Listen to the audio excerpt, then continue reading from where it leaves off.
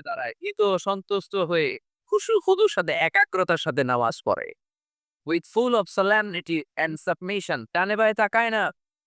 তারা সবসময় টেনশনে থাকে আল্লাহ আমার নামাজ কবুল করলো তো? আর তারা ভাবে হতে পারে এটাই আমার জীবনের শেষ নামাজ। It could be my final salah. Perform the salah as if this is your last and final prayer. এমনভাবে নামাজ পড়ো, চিন্তা করো যে হতে পারে এটাই তোমার জীবনের শেষ নামাজ। আর হয়তো আমি আল্লাহর সেজদা দেওয়ার সুযোগ পাবো না।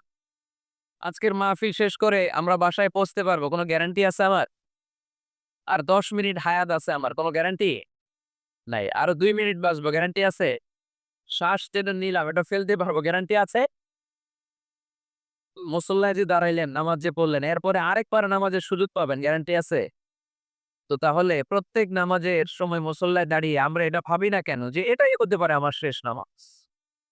This could be my final salah. হতে পারে এটাই আমার শেষ নামাজ। এরকম চিন্তা নিয়ে যদি আপনি নামাজে দাঁড়ান তাহলে মন এদিক সেদিক যাবে। অনেকে নামাজেও দাঁড়ায়। আবার টেলিভিশনে কোন নিউজ দিচ্ছে ওইটার টেনশনও থাকে। আছে না নাই? নামাজেও দাঁড়ায় শেয়ার বাজারের দাম বাড়লো না কমলো টেনশন করে। নামাজেও দাঁড়ায় মাশরাফি ছক্কা মারলো না আউট হইলো।